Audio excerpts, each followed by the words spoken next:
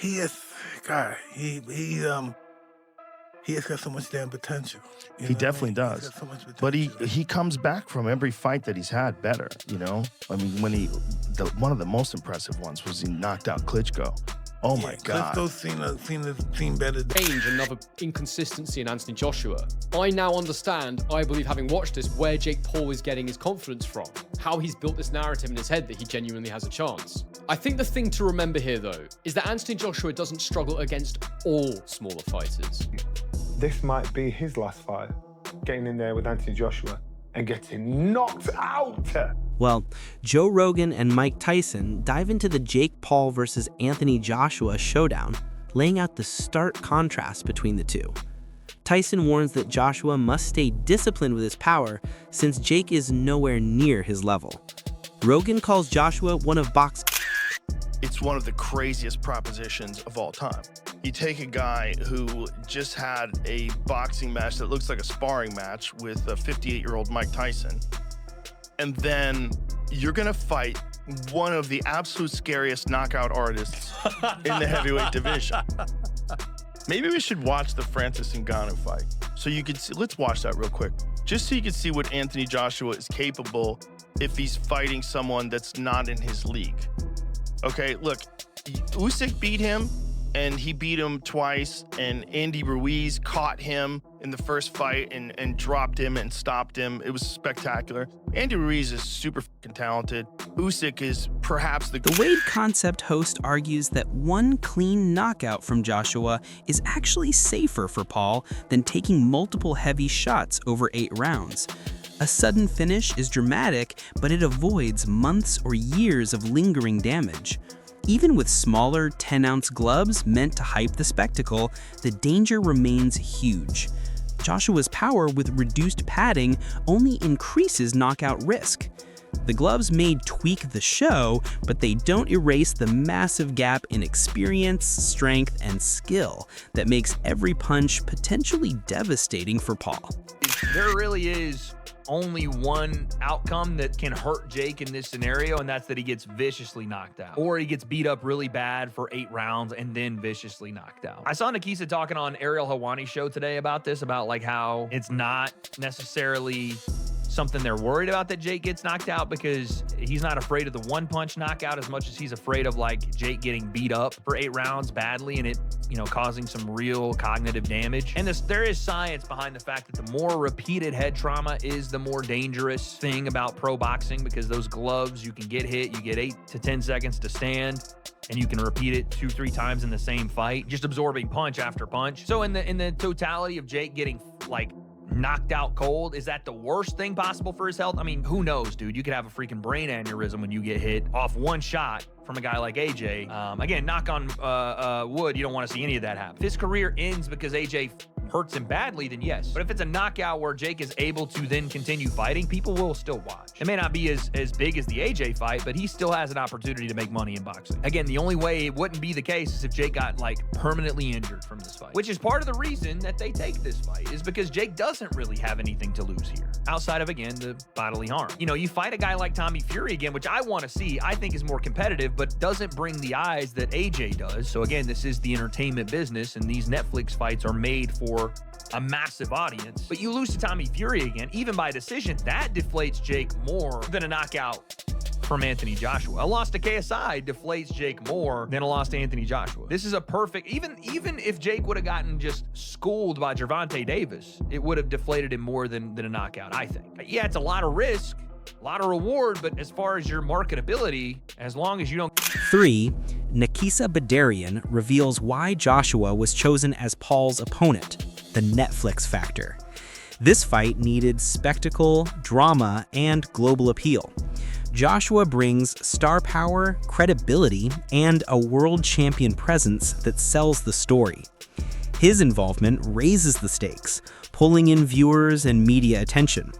The Netflix documentation amplifies every training moment and every punch, making the build-up just as important as the fight itself. And, you know, Jake Paul being Jake Paul, he wanted to focus on the biggest, baddest names possible. That included Terrence Crawford. That included Ryan Garcia. That included Tommy Fury. That included Anthony Joshua. And we probably had, 30 or 40 names that we kind of reviewed. And I would say at least 12 or 13 names that agreed to do the fight. Some within the 2-week period, actually. But from a Netflix perspective, they were very keen on Joshua. They were interested on Crawford. They were interested in Ryan Garcia as potential opponents for Jake Paul. They were interested in Tommy Fury at some level as well. And the one that Jake gravitated towards was Anthony Joshua. Once it became clear Ryan couldn't do the fight as well, Ryan was also something that he was interested in doing. And the field came together mostly because Jake mentioned this as of March of this year, right? That's the first time he was on a podcast and said, I think I can beat Anthony Joshua. Everyone laughed. At the time, Eddie Hearn said this is another, media attention-seeking moment for Jake Paul. I made it clear then to Eddie and to the media, Jake was serious and we wanted to do it in 2026. We had further conversations with Matchroom in July of this year with the understanding that if Jake got through Tank Davis, and even though that was an exhibition, it was very much structured to be a real fight in every way, shape, or form, then we would look to make Jake versus Joshua in 2026. So that gave us a head start in terms of trying to come to an agreement with Matchroom and AJ, and we were able to get it done. I just want to ask about a couple of those names that you mentioned. Garcia's interesting because a day or so later, Oscar De La Hoya said he's a DAZN fighter. This ain't happening. And of course, we know there's no bigger DAZN name. 4. Ryan Garcia speaks on how a loss could change Jake Paul's life. He warns that Joshua's power could damage more than just Paul physically. It could alter his reputation and career direction. Jake must be fully prepared because this isn't a playful influencer fight. Garcia highlights the reality. Joshua's skill and power make this matchup real, dangerous, and potentially transforming for Paul's future. I think that this has been a misstep from Jake. I think he wanted to make his partners at Netflix a little too happy, and he's gonna walk into it. But look it, he loses to AJ. Where does he go from here? Who does he fight? You gonna go back down to 135? The problem is not that he loses to AJ. The problem is the way he's gonna lose to AJ might be life changing. Right. So that's the real issue. It could be life changing in many ways, right? Physically. Yeah. See what he did in Nagano? It's like, but then again, if he gets knocked out, he gets knocked out. 5.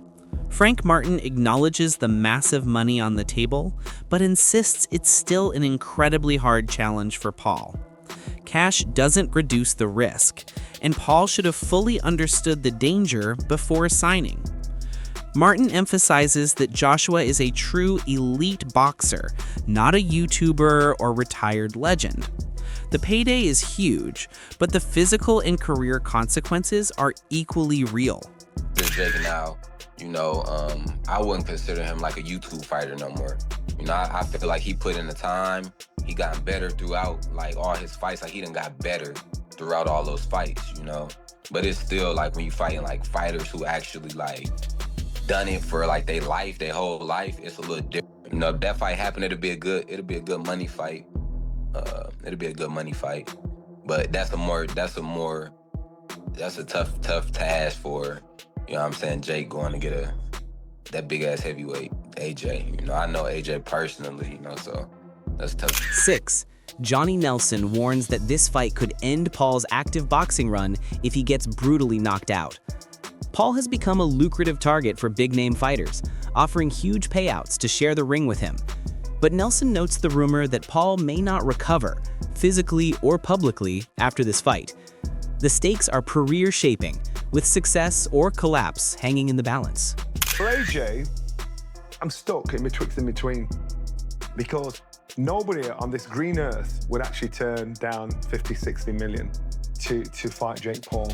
And people that don't like this will probably watch it because they want to see Jake Paul getting knocked out. So what's it say about AJ and what's it say about Jake Paul? I think I was thinking upside down. For AJ, I thought, Mama's cashing out. He's cashing out because he's going down this mimic line. But I thought, in reality, is he? realistically, he's thinking, you know what, this big mouth YouTuber stroke boxer has the cheek to call me out. I'd be pissed off at that, if I'm honest with you. I'd be upset if I was AJ, thinking, that's disrespect, man. You think you can deal with me? But he didn't. AJ was jovial and he commended Jake Paul's business acumen, saying, we've sat down, the deal's been done. But still, it just leaves an odd taste in your mouth. So as long as AJ gets the job done, and I mean gets the job done, shows his world-class pedigree, and wipes this boy out, then everybody's happy. But how does it enhance his career? The only way it enhances his career is financially. That's it. No other way. There's no props from beating Jake Paul, apart from saying, thank God you shut him up. For Jake Paul now, I got to give this boy props, because he now has our attention and the whole world is talking about Jake Paul. I want to say a big thanks to our sponsors, Bet Goodwin, for supporting That Boxing Show. Now, if you're interested in having a little flutter, or as I call it after my dad, Benji's Bets, Bet Goodwin's the place to be. Check out Bet Goodwin using the QR code on the screen. I'm probably all right. I'm probably 90% thinking the fight's going to happen. But I'm struggling. I'm thinking, this boy can't be so stupid. But then you hear a whisper. You hear a whisper that Jake Paul himself might be cashing out.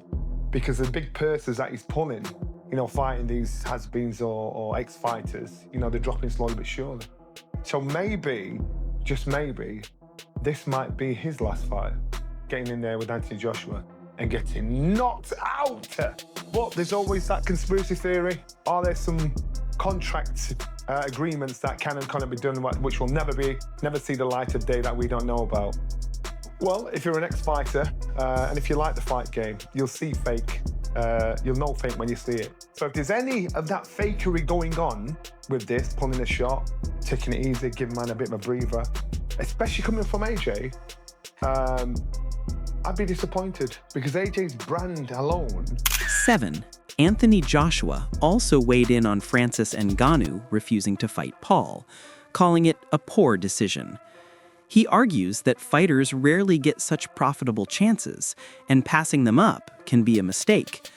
Others agree, saying Ngannou should have taken the opportunity for visibility and payday. Joshua's point is clear.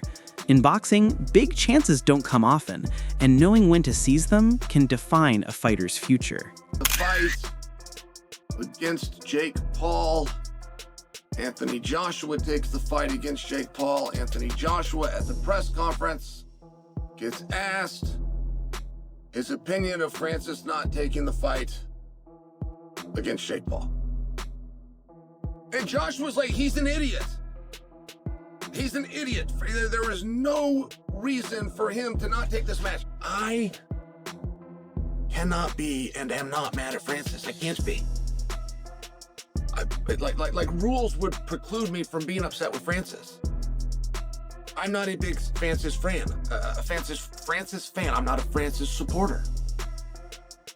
So I want to hurt Francis. I want to do something to hurt him. Well, his own actions took $10 million out of his bank account, of which, by the way, could use $10 million. So I can't be mad at him. If I teased him and by God, get in there and he go, oh my gosh, I heard Shale and I heard from all the Eagles and what was I thinking? And Joshua's out and this is my chance of redemption. Hey, put me in, Jake. That would then help him. That would be positive for Francis. That would create envy as well as jealousy from outside observers like me. But I will tell you, trying to break down and understand how we got to this conclusion is mind-boggling. You ever met a writer? Your whole life, have you ever met a writer? You've been to college for it and they're a writer. Do you want to know the hardest thing in the world that person's going to have to do to make money? Joshua definitely doesn't struggle, and that's against guys who are of a similar stature to him. When he won his first world title against Charles Martin, he was a taller heavyweight, not taller than AJ necessarily, but a heavyweight of taller stature, and he got that one with a very simple knockout. It was one of the easiest fights of Anthony Joshua's career. He had a war against Vladimir Klitschko, but again, he was highly competitive and eventually managed to get Klitschko out of there. In the Kubrat Pulev fight, while it was a mixed performance, he did end up producing one of his best knockouts. Similarly against Robert Helenius, whilst AJ probably didn't put in one of his best performances again, it ended in another dramatic knockout. He was punch perfect against Otto Wallen, in my opinion, and he had that absolutely devastating knockout win against Francis Ngannou, who, of course, an absolutely enormous man with a fantastic chin, or so it seemed until Anthony Joshua got his hands on him. Even earlier on in his career against the likes of White, Brazil, and Molina, these were all taller heavyweights who AJ dealt with consummate ease. Of course, most recently, he had that loss against Daniel Dubois. So the reason I mention all of these is to say that AJ doesn't struggle against every shorter man. Therefore, if Jake does okay in some capacity, as I say, loses on points or manages to go several rounds of Anthony Joshua, then you have to say that Jake Paul's quite a bit better than we thought. And Anthony Joshua, yeah, he's slipped since then a bit. I mean, AJ physically was better back then, but he's way more experienced now, so he's maybe around the same overall. It probably all evens out. But the point is, you'd have to give Jake Paul some credit in that situation and really worry about where Anthony Joshua is at this point. Overall, whilst some of the things that Jake Paul's saying might be true, it still doesn't mean that he has any hope in hell of winning this fight. I still fully expect Anthony Joshua to deal with him within a couple of rounds. Now look, to most people it'll be a loss to Anthony Joshua if he doesn't even finish him in round one. But the reality is, I understand in boxing that someone can move and can survive for periods of time. It might be that Jake Paul runs. If he does that, then yeah, I could see how